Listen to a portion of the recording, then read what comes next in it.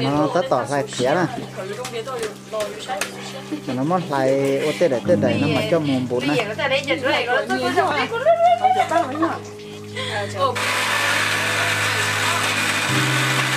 giờ bột khía đó cho mình chơi bùa đó sau đó xí cho là sai bếp sai thảo lúa hộp bò còn bằng gì xí không nó một chim bún nó cá một chén nè con leo đó con leo trên để nó là cứ ăn nha nó không có nó cả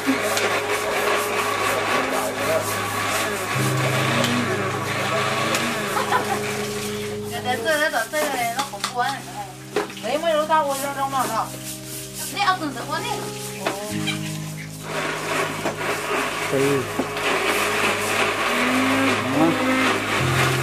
bồn khá cho mình chì nha. Thế đi ở đấy căng nữa. Cầu đi đó.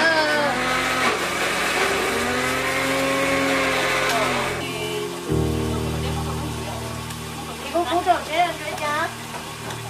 Wow, đấy nó xưa. Rồi lúc nào cũng chưa bỏ.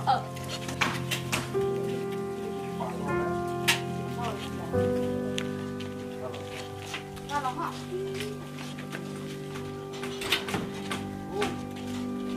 Cho thì luông nha. Hôm nay lúc chồng chi canh buồn canh chế à. Chờ tuần buồn nó trong cho chế trong chi thì hay đúng à.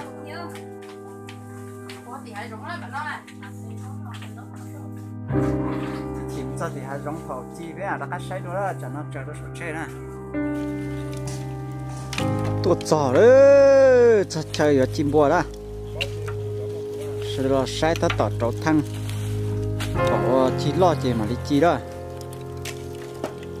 nó giờ cho nên tôi sai của chiên cái bùa nó bất kỳ trong thủ thì nó nè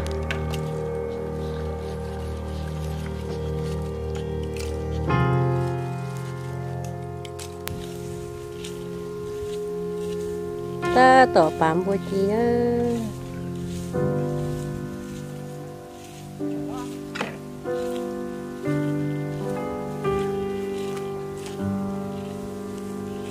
mất chi đâu tụi cả lâu mà đi mới cho một chi phải lúc phải chú phải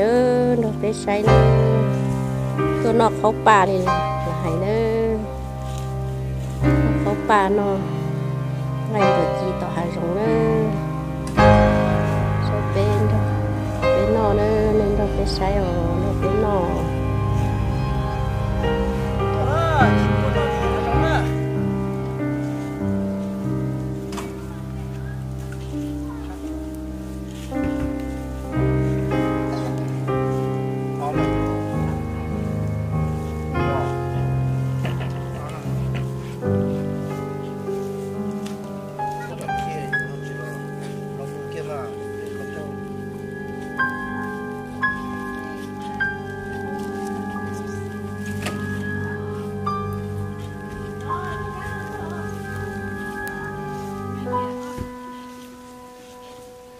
nó phải trong hàng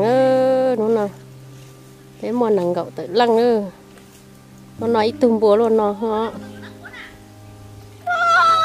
có được gì trong đâu già vậy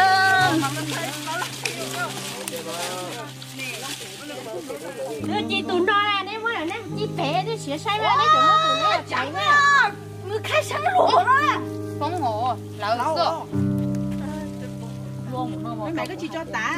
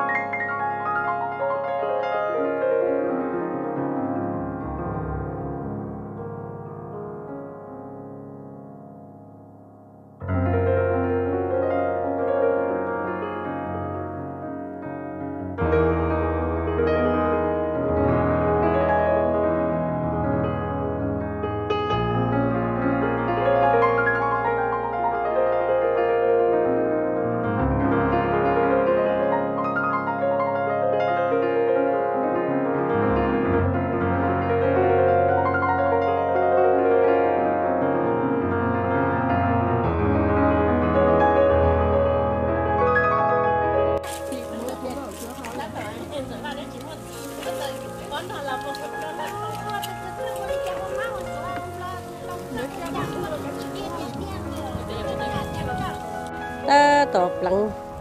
cho gì cá đầu tuần bùa đó chi sẻ từ mua nó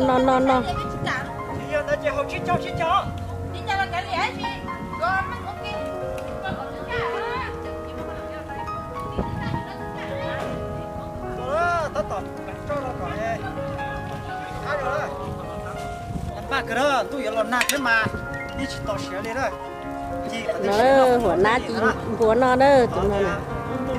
tắc kê nóหัวเป็นnó đó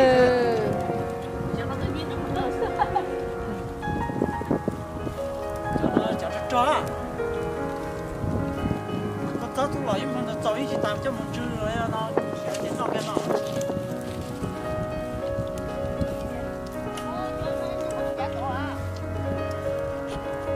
này chụp kia